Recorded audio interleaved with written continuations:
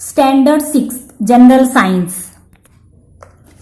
In this chapter 10 is force and types of force. Force means क्या होता है? ताकत. किसी चीज के लिए हम जब उसको धक्का लगाते हैं या बिना फोर्स के कोई भी चीज हिल नहीं सकती, तो जो फोर्स हम लगाते हैं तो उस ताकत को और उसके टाइप्स, किस किस प्रकार के हम ताकत यूज करते हैं वस्तुओं को, ये सब चित्र में देखिए. Observe and discuss. जैसे ये नाव चला रहा है तो नाव चलाने के लिए ये जो उसके चप्पे हैं उसको हिलाना पड़ता है, तो उसको ताकत लगानी पड़ती है तभी नाव आगे बढ़ती है. किसी चीज को दबाना है तो फोर्स लगाना पड़ता है. अब हम किसी रॉड को तोड़ रहे हैं या मोड़ रहे हैं तो हमको ताकत लगानी पड़ती है, फोर्स लगाना पड़ता है ना. अब जैसे एक गाड़ी बैल खींच रही है तो बैलों को भी फोर्स लगाना पड़ता है. ये टायर को हम धकेल रहे हैं तो हम अपने मस्कुलर फोर्स का यूज कर रहे हैं. बॉल को किक मारना है तो भी हमें ताकत की जरूरत पड़ती है, तो उसे ही कहते हैं फोर्स. चलिए शुरू करते हैं part. Will a boat move ahead unless pushed with the help of an oar? Who exerts force to move a bullock cart forward? What makes the ball moving during a game of football? How does its direction change? तो ये आपसे question कर रहा है. नाव चलाने के लिए क्या बिना ताकत के वो चल सकती है चप्पे के? नहीं. और बैलगाड़ी को खींचने के लिए कौन ताकत लगा रहा है? Will the wheel go forward if it is not pushed with a stick? क्या चक्का अपने आप आगे बढ़ेगा जब तक हम उसको धक्का नहीं मारेंगे स्टिक से? तो ये सब चीजें फोर्स के लिए.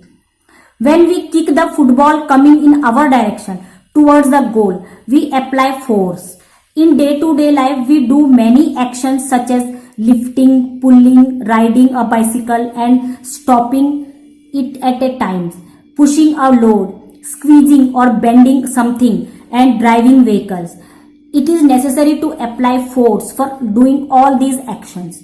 Force is applied to an object to pull it or push it in any manner.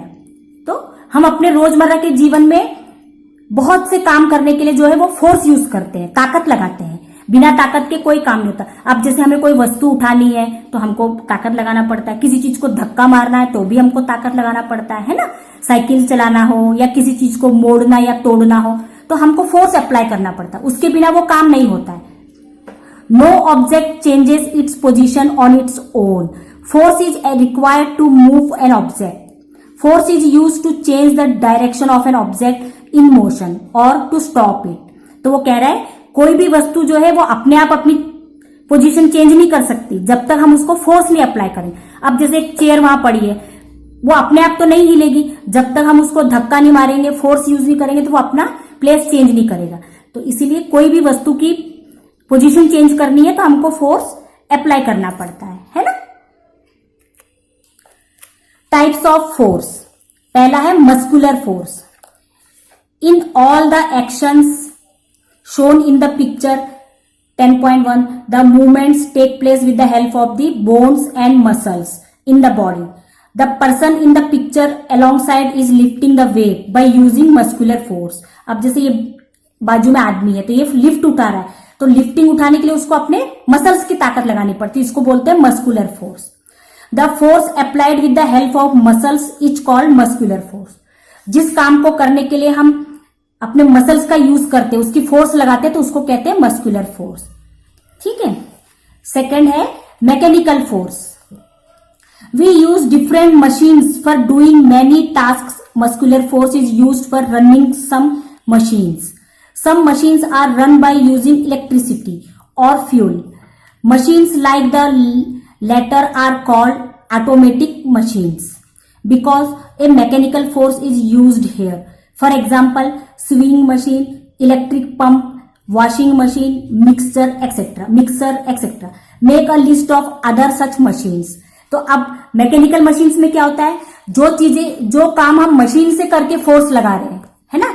अब जैसे कोई चीज पीसना है तो पहले जमाने में तो हाथ से पीसते थे, पर आजकल मिक्सी से करते, तो ये हम मशीन से फोर्स लगा रहे थे, इसको बोलते हैं. अब जैसे सिलाई मशीन हो गया, ट्रैक्टर हो गया खेत जोतने के लिए, तो ये जो पहले हम हाथ से करते थे वो सारे काम हम मशीन से करते, तो उसको बोलते हैं muscular force. The force applied bye means of A machine is called mechanical force. है ना. जो ताकत हम मशीन से लगाते हैं उसको कहते हैं मैकेनिकल फोर्स. अब तीसरा है gravitational force. If an object is thrown upward by applying force, It reaches a certain height and comes down again. Why is this so? Why do fruits on trees fall on the ground? The earth pulls all the object towards itself. अब gravitational force में क्या होता है, जब हम एक ball को ऊपर फेंकते हैं तो वो एक पॉइंट तक जाता है, फिर वो नीचे आ जाता है. तो ऐसा क्यों होता है? क्योंकि पृथ्वी में जो है वो ग्रेविटी होती है, वो हर एक चीज को अपनी तरफ खींचती है. जैसे फल पेड़ों से जब गिरते हैं तो नीचे क्यों गिरते हैं? क्योंकि वो पृथ्वी की ग्रेविटी से नीचे खींचे जाते हैं. तो इसे कहते हैं gravitational force. The force applied by the earth to pull object towards itself is called a gravitational force. तो जो फोर्स पृथ्वी अपनी तरफ खींचने को लगाती है ऑब्जेक्ट को, उस प्रकार के फोर्स को बोलते हैं gravitational force. Let's try this. Take a small stone and bucket full of water. Drop the stone into the water from a height of about 20 centimeter. You will hear the sound of the stone dropping in the water. Now drop the same stone in the water from a height of about 100 centimeter. You will hear its sound again. What is the difference in the sounds of in these two actions above? What can we conclude from this? The actions of lifting a sack are shown in the picture. One sack looks empty, the other one is full. What difference do you notice in the way to the two sacks are lifted? तो कह रहा है, एक बाल्टी पानी में आप पत्थर फेंको, पहले तो 20 सेंटीमीटर की हाइट से फेंको तो भी आपको आवाज आएंगी, और फिर और ज्यादा ऊपर हाइट से फेंको 100 सेंटीमीटर तो भी आपको आवाज आएंगी. तो आप दोनों की आवाज में क्या फर्क देखते हो? एक धीरे आएंगी, एक थोड़ा जोर से आएंगी, है ना. और ये बाजू में दिख रहा है, एक आदमी बोरे उठा रहा है, एक बोरा जो है वो खाली है और एक बोरा जो भरा हुआ है. तो आपको दोनों में क्या फर्क दिख रहा है? क्या आप अनुमान लगाते हो कि हमको हल्के खाली वाले बोरे को कम फोर्स लगाना पड़ता है, और जो भरा हुआ बोरा है उसके लिए हमको ज्यादा फोर्स लगाना पड़ता है ना. हैवी ऑब्जेक्ट के लिए हमको ज्यादा फोर्स लगाना पड़ता है. The gravitational force on the empty sack is less, that is to say it weighs less. The gravitational force on the bigger sack is greater, in other words the bag weighs more. तो कह रहा है जिसका wait कम रहेगा उसके लिए हमको कम ताकत लगानी पड़ती है, और जो भारी रहता है उसके लिए हमको ज्यादा एफर्ट लगाना पड़ता है. Greater force must be applied to lift a greater weight, है ना. भारी चीजों को उठाने के लिए हमको ज्यादा फोर्स लगाना पड़ता है. Do you know two way an object it is hung from the hook of A spring balance. The suspended object is pulled downwards by the force of gravity. At the same time, the force of the tension in the spring constantly pulls the object upwards. The object comes to rest when the tension in the spring and the gravitational force on the object become equal. In this position, the scale on the spring balance shows the gravitational force acting on the object. Which is the weight of the object? The gravitational force acting on an object is called the weight of that object, है ना. जब हम कोई भी वस्तु को नापते हैं हुक पे लगा के, तो वो भार के कारण नीचे को आता है ग्रेविटेशनल फोर्स की तरह, तब हमको स्प्रिंग उसका फिर बराबर बैलेंस दिखाता है ना. Find out and discuss. The gravitational force operates between the sun and the planets in the solar system. Because of this the planets revolve around the sun. At the same time, gravity also operates between planets and their satellites. That they don't all the planets and satellites fall toward the sun. Use your brain power. Which forces are acting upon an aeroplane taking off into the sky? Magnetic force. अब चौथा आ गया magnetic force. Place a magnet on a table. Take a big iron nail towards a magnet. It sticks to the magnet. Now hold the magnet upright in the air, away from the nail. What happens? तो कह रहा है कि एक magnet को उसके table के ऊपर रखो और उसके पास कोई भी एक लोहे का कील लेके जाओ, तो क्या होगा? वो जो लोहे की कील है वो मैग्नेट से चिपक जाएंगी. क्यों ऐसा होगा? क्योंकि मैग्नेट जो है उस चीज को अपनी तरफ अट्रैक्ट करता है ना.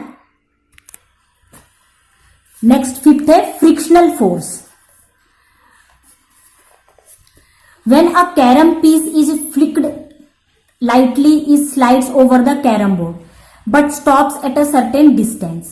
A ball rolling over a flat ground stops at a certain distance. Why does this happen? When two surfaces rub against each other, the force of friction comes into play. It always acts against the direction of the motion. When a brake is applied while riding a bicycle, it stops after running a short distance. How does the brake work? Between which parts is friction produced? तो कह रहा है अब frictional force क्या है?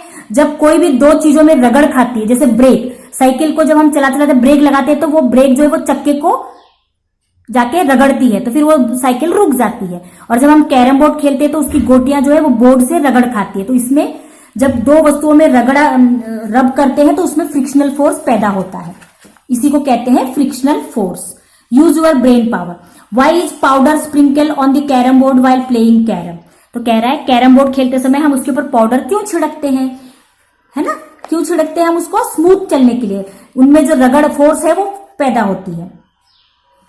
Take 2 pieces of smooth paper and 2 sandpapers and rub them against each other. What do you notice? है ना? The smooth surface can be easily rubbed against each other because the force of friction between them is less, while rough surface cannot be easily rubbed against each other because the force of friction between them is much greater. तो कहता है दो चिकनी चीजें लो, उनको रगड़ के देखो, और दो खुरदुरी चीजें लो, रफ चीजें, उनको रगड़ के देखो, तो क्या फर्क देखेंगे? स्मूथ चीज है वो जल्दी आसानी से एक दूसरे से रगड़ती हैं क्योंकि वो उनका फ्रिक्शन जो है वो कम होता है।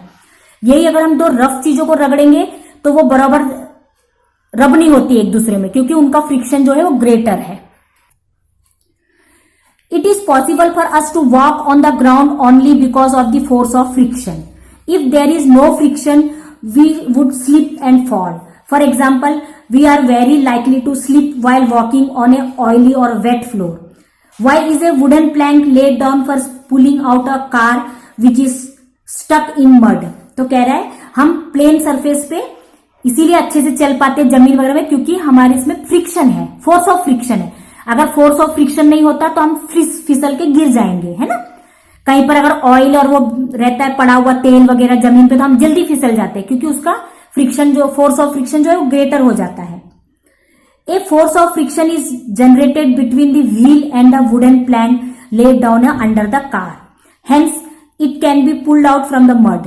In short, the force of friction can be either decreased और इंक्रीज्ड एज डिजायर्ड। अब दूसरा है, छठवां है electrostatic force. Spread small pieces of paper on a table, रब अ पीस ऑफ थर्मोकोल और N inflated balloon against silk cloth and bring it near these pieces. Rub a plastic comb against dry hair and repeat the above activity. Rub a peacock feather between 2 pages of a notebook and bring it near your fingers. What do you see?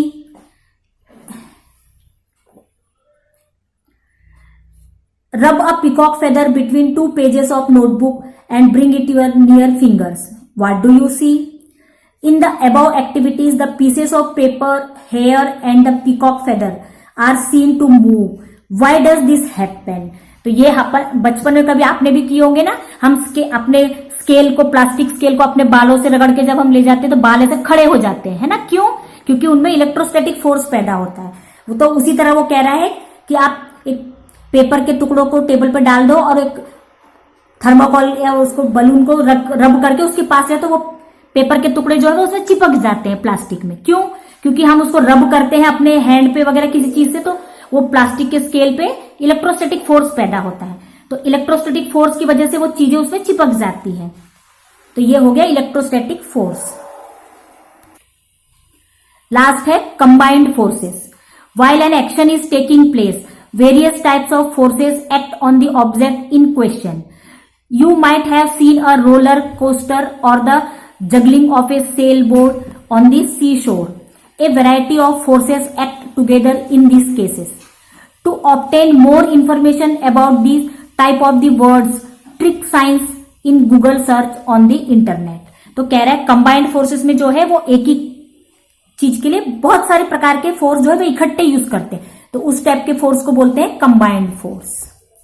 What we have learned, अब हमने इस part में क्या सीखा? Force is required to bring about any action. Force is necessary for making an object move, to change the direction of motion and also to change the shape of the object. There are various types of forces such as muscular force, mechanical force, gravitational force, magnetic force, frictional force and electrostatic force. तो हमने इस पूरे chapter से क्या सीखा? कोई भी वस्तु जो है वो बिना फोर्स के अपना एक्शन नहीं ले सकती. किसी चीज को हिलाना है तो हमें फोर्स अप्लाई करना पड़ता है, और किसी वस्तु का डायरेक्शन भी अगर चेंज करना है तो हमें फोर्स लगाना पड़ता है. उसके बिना कोई भी वस्तु एक जगह से हिल नहीं सकती, अपना शेप चेंज नहीं कर सकती. और हमने इसमें अलग अलग प्रकार के फोर्सेस पढ़े. कौन कौन से टाइप के फोर्स होते हैं? मस्कुलर फोर्स, जिसमें हम अपनी ताकत लगाते हैं. मैकेनिकल फोर्स, जिसमें मशीनों से हम ताकत लगाते हैं. ग्रेविटेशनल फोर्स यानी पृथ्वी में चुंबक होता है जो अपनी तरफ वस्तुओं को खींचती है नीचे. फिर मैग्नेटिक फोर्स, मैग्नेट भी चीजों को अपनी तरफ खींचता है, मैग्नेटिक फोर्स.